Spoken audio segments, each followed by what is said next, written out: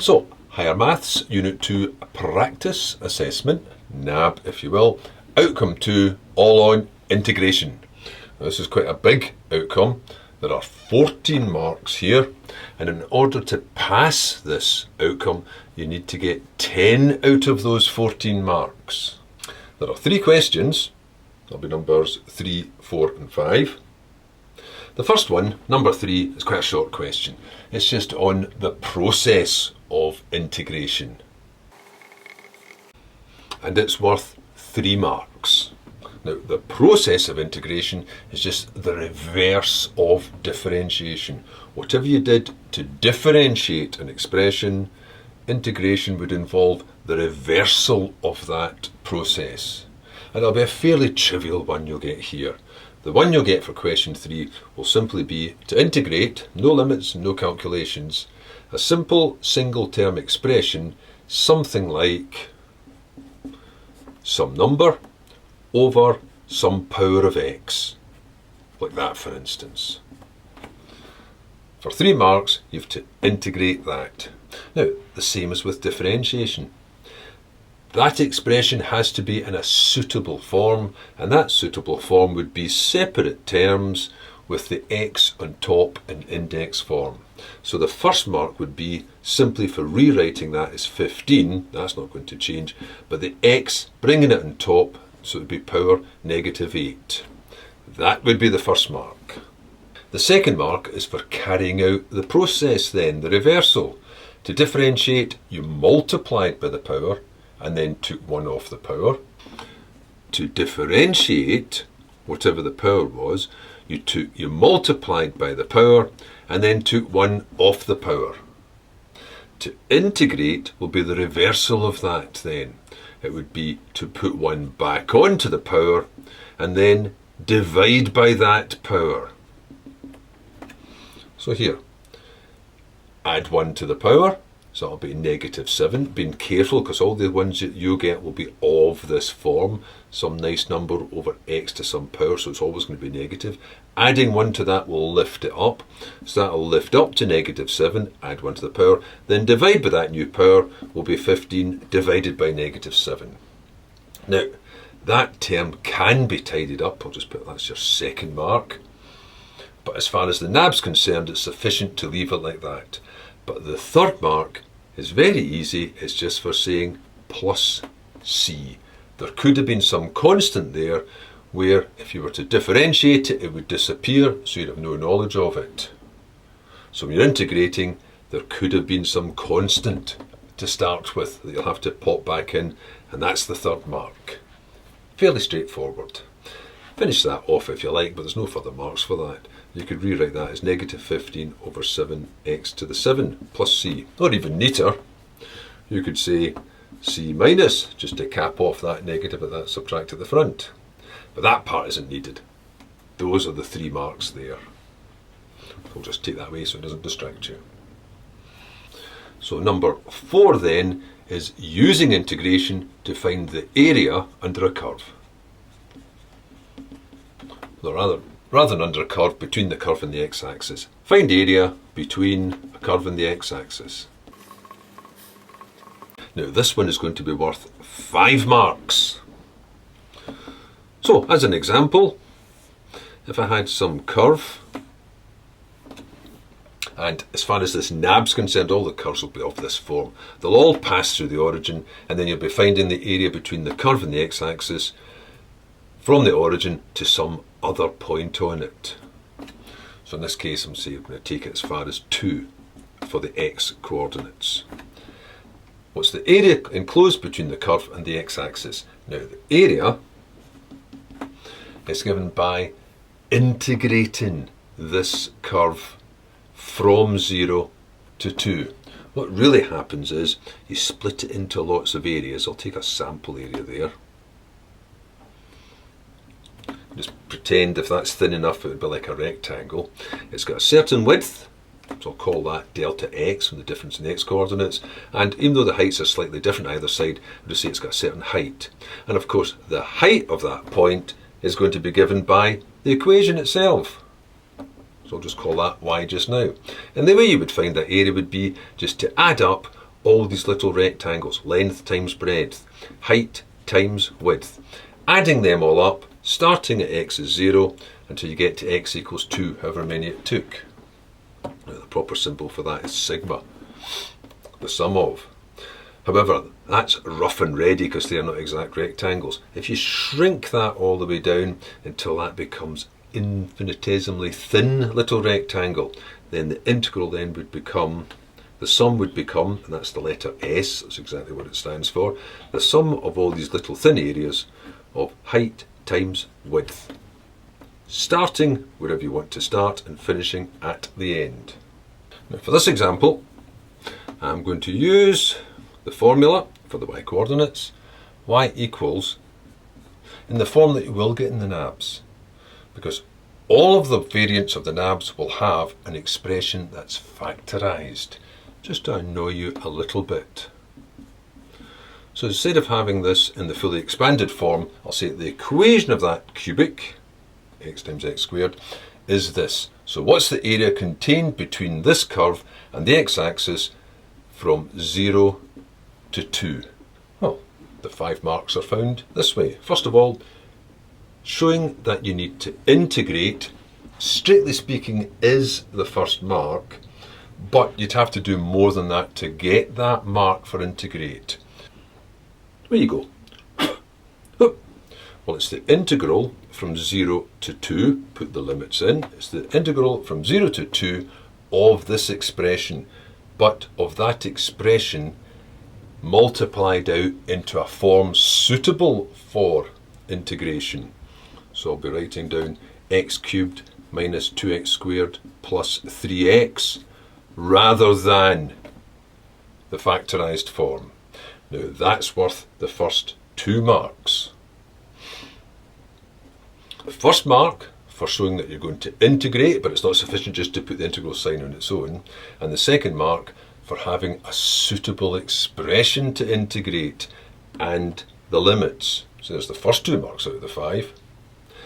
The next mark, you're annoying me, is to actually carry out the process of integration, which is the reversal of differentiation. If that's x to the power 3, then originally it would have been x to the power 4 divided by 4. It's easy to check, just differentiate it back. That would go x to the power 3 divided by 3, so it'll be 2/3. And that would go up to x squared divided by 2, so 3 upon 2. Now, I'm not going to put in plus c because I'm going to have to evaluate that twice. Evaluate it at 2 and evaluate it at 0. And of course, both of those times the c would appear, but when I subtract them, they'll just cancel out. And you show the evaluation by putting them in the evaluation brackets from 0 to 2. Now that's the third mark. The fourth mark is simply for substituting those numbers in, so that the first part would be a quarter of 2 to the power 4 minus 2/3 of 2 to the power 3 plus 3 upon 2, 2 squared, minus, now the zeros. It's best to be safe. Now obviously all the terms involve just a product of x, so if x is 0, this whole term is 0. But strictly speaking for this one, show the full substitution all the way through. We'll need a wee bit of room here, sorry about that. So minus a quarter of the lower limit, 0 to the power 4, minus 2/3 of 0. Notice that always when you change a 2 to 4 you end up with Saturn. 0 to the power 3 plus 3 upon 2, 0 to the power 2. Now that's the fourth mark, and that doesn't take any time at all, which means that the fifth mark is simply for the answer, and really just the stated answer. So you could just put that into your calculator. You could set it all out if you liked, so that I've got, if you like, 16 over 4. I know that would have cancelled out 2 of them, but just make that 16 over 4 minus, that's 8 times 2 is 16 upon 3 plus, that's 4, so that's 12 upon 2. I know those cancel down, minus, and then I could state just 0 for that part. So that's 4 minus, and that's going to be 5 1/3, or just leave it as 16 upon 3, plus 6. So it's 10 thirds, 10 minus 16 upon 3, that's 30 thirds minus 16 upon 3, which is 14 upon 3. 14 upon 3 units squared. Now, that's the final mark, but of course you could just use your calculator to do that. Just type all of that into your calculator, and there's the answer. Now, those are the 5 marks. Now, make sure that you have your expression written down correctly, because if you've got a negative answer, you can't in this case say, oh, whoops, well, A is a positive, so I'll just change the negative to a positive, because that won't get you a mark for the final part. Also, make sure you don't, instead of undifferentiating here, make sure you don't differentiate that expression, because if you accidentally differentiate the expression into here, then substituting those values into the derivative of it and working it out won't get any marks at all. You'll lose all 3 marks there. If you accidentally differentiate, make sure you integrate, build it up. The powers will go up. Now, the 5th question, again, is an integration, but this time the area between 2 curves. Well, it's really the same as the one you've just done. It's really just the same marks all over again, only this time, for the area between 2 curves, you're going to get 6 marks for more or less the same work. Area between 2 curves would mean, just to do an example, you'll have 2 curves. One will be either a squared one or a cubed one, and the other one will be a straight line. I'm not drawing that very well. And I'll say, what's the area between the 2 curves? Now, for the area between the 2 curves, it's exactly the same. In an exam, you'd get a longer question than that. You'd have to actually work out the points of intersection. But here for the NAB, it's going to be a lot simpler, and they will intersect when x is 0, so it's a very simple start. That removes one whole part of the calculations. And then they'll intersect somewhere else at some other nice number. But the point here is you'll be told those two, so you won't have to go through the process of finding the points of intersection. It'll just be what's the area between the 2 curves, same process. To get the area between the 2 curves, you're adding up these little rectangles. The width of them will be the dx, and the height of them will be, well, the y-coordinate of the top, take away the y-coordinate of the bottom, and then add up all the little rectangles, starting at 0 and going to wherever. So as an example, say I've got the line y equals x plus 4, so I must be cutting out a 4 there, when x is 0. And this little parabola here, y equals 4, it'd have to be a 4, plus 5x minus x squared. What's the area between the 2 curves for 6 marks? Well, same as before. The first mark is for knowing that you have to integrate. So writing down the integral, and the limits would be, well, I haven't put this number in, they would have crossed at 4, would be from 0 to 4. The integral from 0 to 4. Now, out of the 6 marks, the first 3 are just from this initial line here. Strictly speaking, the first mark is for showing that it's the integral from 0 to 4, the x-coordinates of the points of intersection. The next mark would be for knowing that the area just lies between them, so the heights of the little rectangles would be the top y-coordinate, take away the lower y-coordinate. You can either write upper minus lower, or better than that, just put the formulas in. The top y-coordinates are given by this expression, 4 plus 5x minus x squared. The bottom end of each rectangle is given by this lower curve, minus x plus 4. That's worth the first 2 marks. Knowing to integrate between the points of intersection, and that you're going to use the heights of the little rectangles, which is the difference in the y-coordinates of the upper minus the lower curves. The third mark is just for tidying that up. So what have I got? 4 take away the 4 disappears, 5 take away one of them means I've got 4x minus x squared to integrate. That's 3 marks out of the 6. Fairly straightforward. Then, now it's just the same as before. The next mark will be for carrying out the integration.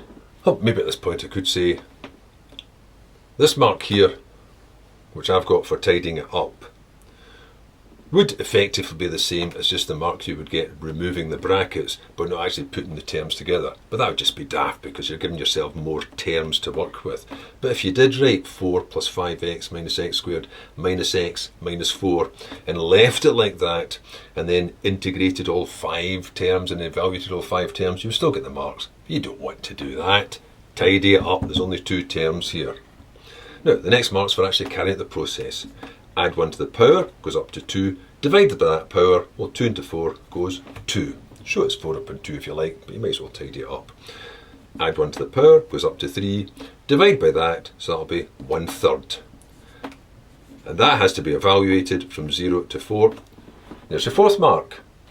Same as before, because I've not really done very much. The 5th mark will be for substituting the values in, and the 6th mark will be for getting the answer. So the 5th mark will be for saying, well, upper limit 4, so it'll be 4 squared minus 1/3 of 4 cubed, minus, and again, just to be safe, put in the full substitution, 2 times 0 squared minus 1/3 of 0 cubed, even though I know that all just comes to 0. That's your 5th mark. And the final mark's just for the answer. You could just type it all into your calculator. Not that you've got a calculator that looks like that. But if I was to put the working down, I've got 16 doubled is 32 minus 4 cubed is 64 upon 3. And that lot just comes to 0 minus 0. So it's just a case of the answer is going to be so many thirds. So changing that into thirds would be 3 times it is 96. 96, take away the 64, gives me 32 units squared. Now make sure you subtract them the correct way round. If you reverse that subtraction, you'll end up with a negative answer. And you won't get your final mark despite all the arithmetic. You won't get your final mark if this ends up negative, and then you try and wheedle your way out of it by saying things like, oh, negatives, but it's an area, so it's positive. Or negative 32 upon 3, well, that equals 32 upon 3. Get it the right way round to start with. Right, try the examples then.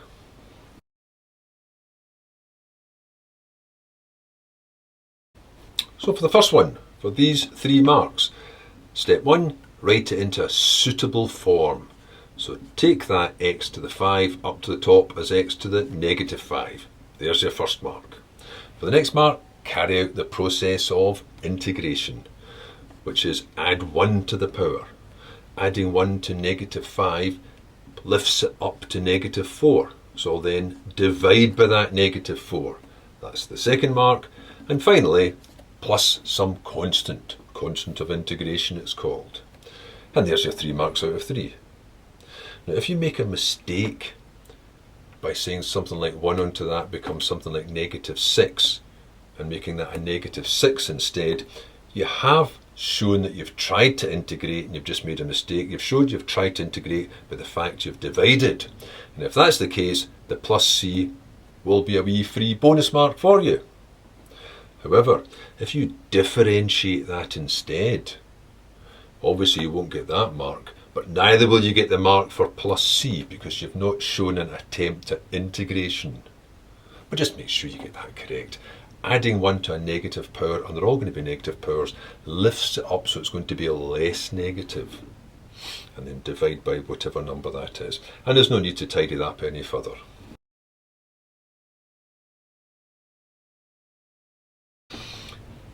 Number 4 then, calculate that shaded area. Well, that area will be the integral from negative 4 to 0. Again, showing that you know to integrate is the first mark, but you won't get it unless you complete the rest of it as well. And the other thing is, this expression is no use for integration, or as far as you know integration, so I'll have to expand that into a suitable form which we multiply out x cubed plus 4x squared dx. Now that expression is worth the first 2 marks. Make sure you put in the limits, make sure you've got them in the right order, because you evaluate areas by sweeping up the little rectangles as you move along in the direction of x. So it goes from negative 4 up to 0, from negative 4 up to 0. of the expression in a suitable form. Now the next mark is for actually integrating, not differentiating. Integrating, lifting up the powers, that's going to go up to power 4, divide by that power. That's going to go up to power 3, divide by that power. No C necessary in this case of a definite integral because I'm going to evaluate it twice and subtract, so the C's would disappear. Going from -4 to 0, that's the third mark. The fourth mark now is just for substituting these values in, but actually substitute them in though. So it will be a quarter of upper limit 0, that's the final one, 0 to the power 4 over 4 upon 3, 0 to the power 3, minus 1/4 of -4 to the power 4, plus 4 upon 3, -4 to the power 3. That's the fourth mark. And now the fifth mark's just for getting the answer, which you could use your calculator for. But without a calculator, what have I got? That part obviously comes to 0, so it's 0 minus, and this part's going to be in a bracket. Well, that's going to be, well, there's 4 to the 4, but there's a 4 missing, so it's a positive term anyway with the even power. That's really just going to be 4 to the power 3. So that's 64. A negative power cubed will still be negative, but that is 4 to the power 4, so that'll be 256 all over 3. So what have I got? So that'll be a positive, that's 256, and then it'll be take away 3 of them, so 3 times that will be 18, 19, 2, which then comes to, that'll be a 4 and a 6, so that's 64. So the answer is 64 upon 3 square units for the final answer, but you can just put that into your calculator, press the buttons and get the correct answer, which of course should be positive. Make sure you evaluate those the correct way around so you don't end up with a negative answer here and then go, oh, it should be positive, so -64, that'll just equal 64 because it's an area. No, make sure you get these limits the right way round, from -4 to 0, which means you evaluate it at 0, that was the area all the way up to there, and you take away the area up to -4 to find the area in between them.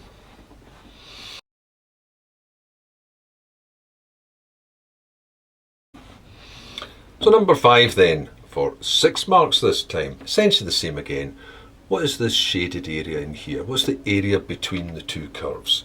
Well, the first mark is for realising you've got to integrate between the points of intersection, which you're not required to work out, but because you can see from the diagram they intersect at 0 and 5.